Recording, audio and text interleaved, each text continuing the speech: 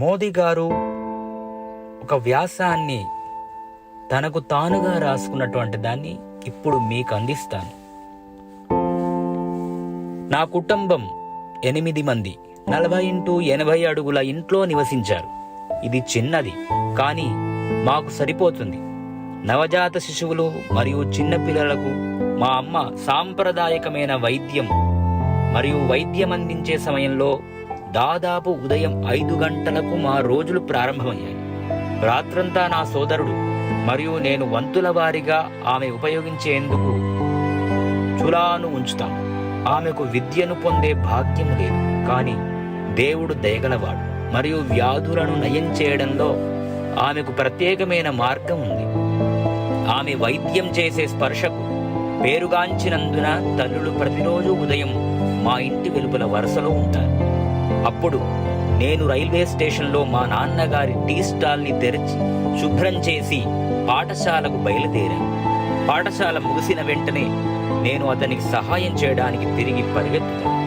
కానీ నేను నిజంగా ఎదురు చూసేది దేశం నలుమూలల నుండి ప్రజలను కలవడం. నేను వారికి టీ వడ్డిస్తాను మరియు వారి కథలు వింటాను. నేను హిందీ మాట్లాడడం నేర్చుకున్నాను. కొంతమంది వ్యాపారులు బొంబాయి గురించి మాట్లాడడం వింటాను మరియు నేను కరళ నగరాన్ని ఎప్పుడైనా చూడగలనా అని ఆశ్చర్యపోతాను. నేను ఎప్పుడూ ఆసక్తిగా ఉండేవాడిని.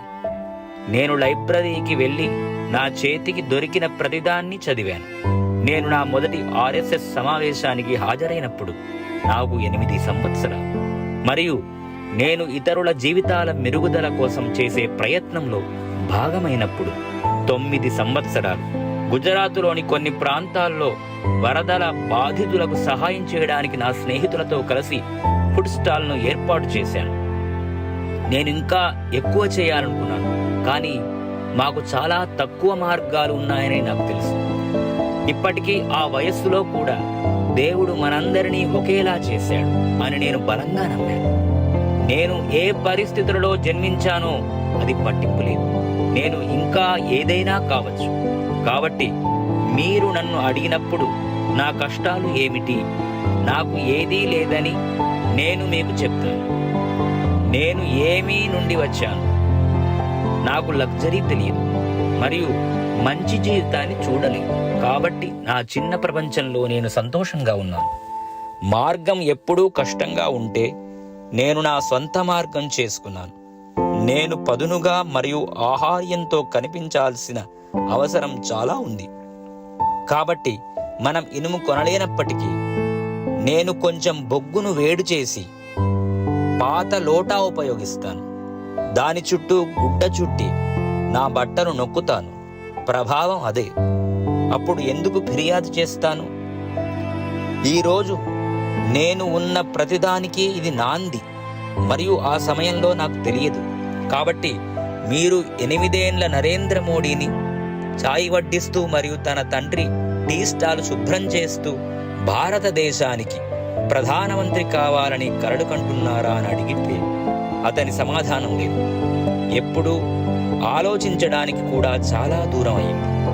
పెరుగుతున్నప్పుడు నాకు చాలా ఉత్సుకత ఉంది, కానీ చాలా తక్కువ స్పష్టత ఉంది. నేను వారి యూనిఫారంలో ఉన్న సైనికులను చూస్తాను మరియు దేశానికి సేవ చేయడానికి ఇదే ఏకైక మార్గమని నేను అనుకుంటున్నాను. కానీ రైల్వే స్టేషన్లో సాధువులు మరియు సాధువులతో నా సంభాషణలు లోతుగా పెరిగే కొద్దీ ఇది కూడా కనుగొనదగిన ప్రపంచమని నేను గ్రహించాను. నేను నిర్ణయించుకోలేకపోయాను. మార్గనిర్దేశం చేయలేను మరియు అస్పష్టంగా ఉన్నాను. నేను ఎక్కడికి వెళ్ళాలనుకుంటున్నానో, నేను ఏమి చేయాలనుకుంటున్నానో మరియు ఎందుకు చేయాలనుకుంటున్నానో నాకు తెలియదు. కానీ నాకు తెలిసిందల్లా నేను ఏదో ఒకటి చేయాలనుకుంటున్నాను. అలా నేను భగవంతునికి లొంగిపోయి 17 ఏళ్ల వయసులో హిమాలయాలకు బయలుదేరాను. నేను వెళ్లే ముందు మా అమ్మ నాకు తీపి వంటకం అందించి నా ప్రయాణాన్ని ఆశీర్వదించడానికి నా నుదిటిపై తిలకం పెట్టడంతో నేను మా తల్లిదండ్రులకు వీడ్కోలు పలికాను. దేవుడు నన్ను ఎక్కడికి తీసుకెళ్లాలనుకున్నాడో అక్కడికి వెళ్ళాను. అది నా జీవితంలో నిర్ణయించబడని కాలమైనప్పటికీ నాకు చాలా సమాధానాలు ఇచ్చాడు. నేను ప్రపంచాన్ని అర్థం చేసుకోవడానికి, నన్ను అర్థం చేసుకోవడానికి ప్రయత్నించాను. నేను చాలా దూరం ప్రయాణించాను. రామకృష్ణ మిషన్లో గడిపాను. సాధువులను కలుసుకున్నాను. వారితో ఉండి ఒక్క ఆవిష్కరణను ప్రారంభించాను. నేను స్థలం నుండి మరొక ప్రదేశానికి మారాను. నా తలపై పైకప్పు లేదు, కానీ ఇప్పటికీ ఇంట్లో ఎక్కువ అనుభూతి చెందలేదు. నేను బ్రహ్మ ముహూర్తం సమయంలో తెల్లవారుజామున 3 మరియు 3:45 మధ్య నిద్రలేచి హిమాలయాల గడ్డగట్టే నీటిలో స్నానం చేస్తాను. కానీ ఇప్పటికీ వెచ్చదనాన్ని అనుభవిస్తాను. జలపాతం యొక్క సాధారణ శబ్దంలో కూడా శాంతి, ఏకత్వం మరియు ధ్యానం లభిస్తాయని నేను తెలుసుకున్నాను. నేను జీవించిన సాధువులు విశ్వం యొక్క లయతో నన్ను నేను సమలేఖనం చేసుకోవడం నేర్పించారు. కాబట్టి నేను అదే చేశాను. ఈ రోజు వరకు నాకు సహాయపడే రివీళ్లను నేను సమలేఖనం చేశాను మరియు అనుభవించాను. మనమందరం మన ఆలోచనలు మరియు పరిమితులతో ముడిపడి ఉన్నామని నేను గ్రహించాను. మీరు లొంగిపోయి వైశాల్యం ముందు నిలబడితే మీరు ఒక పెద్ద విశ్వంలో ఒక చిన్న భాగమని మీకు తెలుసు. మరి దానిని అర్థం చేసుకున్నప్పుడు మీలో ఉన్న అహంకారం యొక్క ఏదైనా జాడ కరిగిపోతుంది మరియు జీవితం నిజంగా ప్రారంభమవుతుంది. అప్పుడే అంతా మారిపోయింది. 2 సంవత్సరాల తర్వాత నేను స్పష్టతతో మరియు మార్గనిర్దేశక శక్తితో ఇంటికి తిరిగి వచ్చాను. హిమాలయాల నుండి తిరిగి వచ్చిన తర్వాత నా జీవితం ఇతరుల సేవలో జీవించాలని నేను కోరుకుంటున్నానని నాకు తెలుసు. తిరిగి వచ్చిన కొద్దిసేపటికే నేను అహ్మదాబాద్కి బయలుదేరాను. ఇది ఒక పెద్ద నగరంలో నివసిస్తున్న నా మొదటి బ్రష్. జీవితం యొక్క వేగం చాలా భిన్నంగా ఉంది. నేను అప్పుడప్పుడు మా మామయ్య క్యాంటీన్లో సహాయం చేయడం ద్వారా నా సమయాన్ని ప్రారంభించాను. చివరికి నేను రాష్ట్రీయ స్వయం సేవక్ సంఘ్కి పూర్తి కాల ప్రచారక్ని అయ్యాను.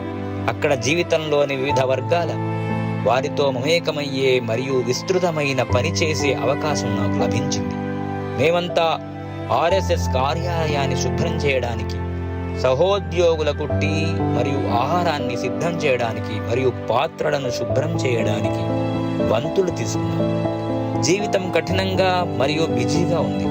కానీ నా అన్ని విధుల మధ్య నేను హిమాలయాల నుండి నేర్చుకున్న చదువులను వదిలిపెట్టకూడదని నిర్ణయించుకున్నాను. జీవితంలో ఈ కొత్త దశ నేను అక్కడ సాధించిన శాంతి భావాన్ని ఆక్రమించకుండా చూసుకోవడానికి. నేను ప్రతి సంవత్సరం కొంత సమయాన్ని వెచ్చించి ఆత్మ పరిశీలన చేసుకోవాలని నిర్ణయించుకున్నాను. ఇది సమతుల్య జీవితాన్ని కొనసాగించడానికి నా మార్గం. ఇది చాలా మందికి తెలియదు, కానీ నేను దీపావళికి 5 రోజులు వెళ్ళిపోతాను. ఎక్కడో ఒక అడవిలో కేవలం స్వచ్ఛమైన నీరు మరియు ప్రజలు లేని ప్రదేశం. నేను ఆ 5 రోజులకు సరిపడా ఆహారాన్ని ప్యాక్ చేస్తాను. రేడియోలు లేదా వార్తాపత్రికలు ఉండవు మరియు ఆ సమయంలో టీవీ లేదా ఇంటర్నెట్ ఏదీ లేదు. నేను ప్రతిబింబిస్తాను మరియు ఈ ఒంటరి సమయం నాకు ఇచ్చిన బలం ఇప్పటికీ జీవితాన్ని మరియు దాని వివిధ అనుభవాలను నిర్వహించడానికి నాకు సహాయపడుతుంది. ఎవరిని కలవబోతున్నారు అని నన్ను తరచుగా అడిగేవాళ్ళు. నన్ను నేను కలవబోతున్నాను అని చెప్తాను.